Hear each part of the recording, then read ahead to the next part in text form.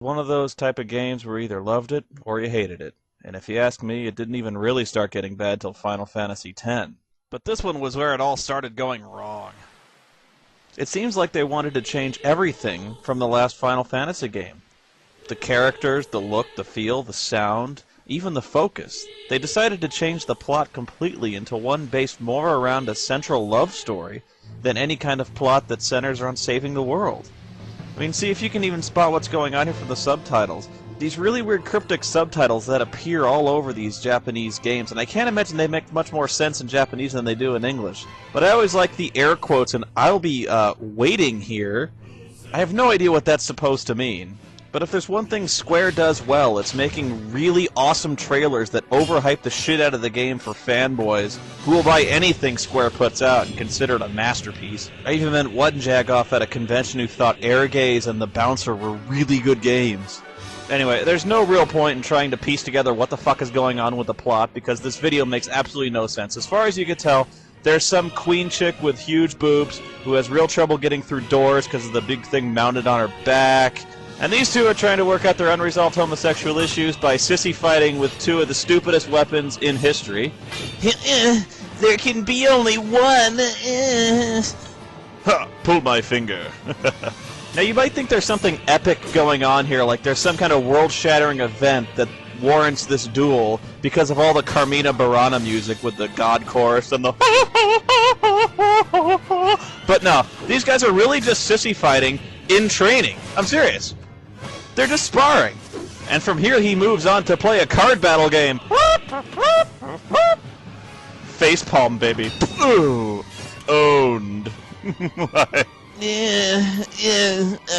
I'm gonna harm you. For those of you who can't speak Latin, the chorus is saying, real gay, sissy gay, gay, gay, gay, gay, gay, gay, gay, gay, sissy gay, gay, butt sex, astroglide, glory hole, balls, teabag, shunk. Okay, I'm done. I'm not gonna harp on the gay thing. I was just fucking around. I mean, really, they're more emo than gay anyway. And sissies, leather-wearing sissies too. My forehead hurts. And now you gotta name him, so, let's see. I wonder if sawed-off Winona-looking too much leather-wearing, whiny, mumbling, girl-hating, emo shitbird will fit. Well, let's see, only 7 letters? I love it when they let you name the characters, because it lets you pick something appropriate. I mean, for Squall, what do we figure? We got the stupid hair in his eyes, the mumbling, the ellipses all the time. I know, let's just go with Emo Git. You know, there's so much about this game that annoys me. It's really hard to know where to start, but I just take them as they come.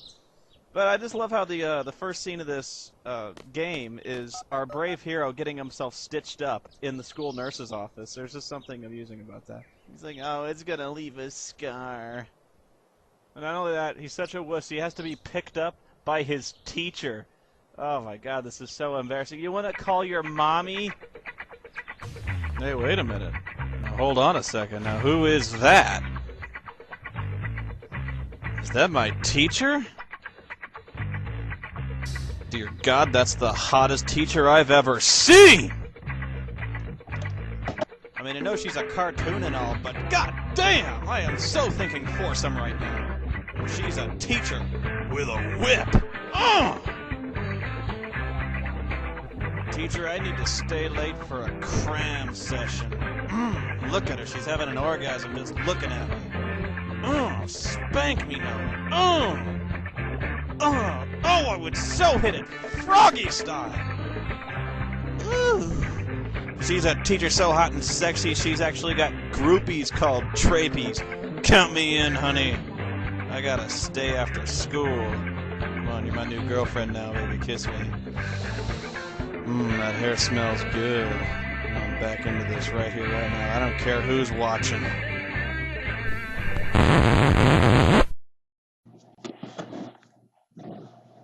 I'll be in my bunk. Emo Git, you're forgetting something. Your girlfriend? Baby. You're my girlfriend. Anyway, you gotta name your GF, which is kind of like your Espers. I don't like the name they give me, and so they give you a lot bigger one. This kind of looks like an ass pickle to me, so I'm gonna name it that, and no, Shiva won't do. I guess Miss Bukaki will do. And this is where I really started taking issue with the game, because after you do this, Quistis starts giving you tutorials on every single thing in the game, and it's so involved.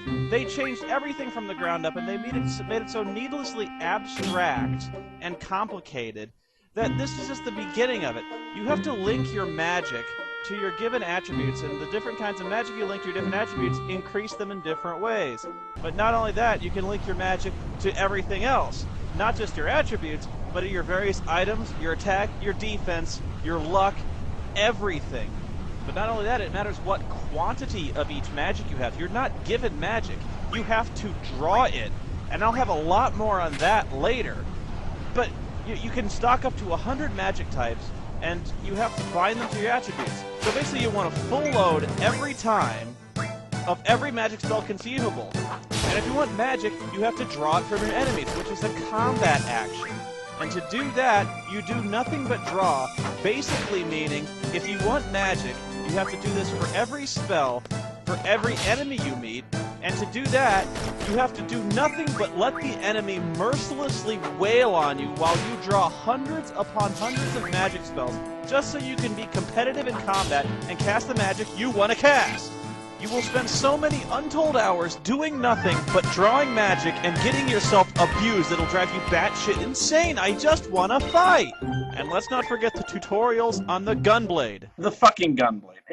I sound like such a fucking retard when I have to bitch about the Gunblade. And you know why? It's because it's idiots who like Final Fantasy VIII and idiots who defend this thing. I mean, do I even really need to explain to you in how many ways the Gunblade is stupid? You can't tell? I mean, I get the concept. I really do. I mean, really big swords are cool. Guns are cool. But when you mix them both together, you're not always going to get Reese's Peanut Butter Cups, you know what I'm saying? I mean, what the fuck is it? It's a 4-foot sword, duct tape onto a fucking pistol grip. What the hell does it do? If you swing something this heavy, with such an inappropriate grip, all you gotta do is break your fucking wrist. I mean, does it have ammo? Do you need to reload it? What does the ammo do? What actually happens when you pull the trigger? Does a sword hurt more when you load it with bullets? I just don't get it. And here it comes. The cries of the fanboys. Oh, you're bringing up realism in a Final Fantasy game. Well, yeah, I am in this case. I mean, not only does the Gunblade look stupid, but Final Fantasy VIII marked a transitional point in the series. I mean, you could argue that I liked Final Fantasy VII, and the hero there had a 6-foot Buster Sword that was bigger than him and probably weighed upward of 200 pounds. Did I have a problem with that? Well, yeah, sort of. I mean, but with Final Fantasy VIII, the game's changed to a more realistic look. They actually looked like people and not super deformed anime characters. Was it really so out of line to expect them to have more realistic weapons? I mean, everyone else does. And is this the chosen weapon of an entire class of soldiers?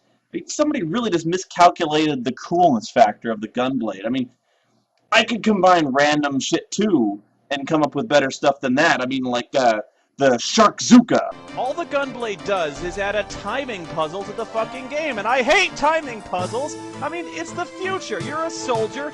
Get a gun! Why do you need a sword?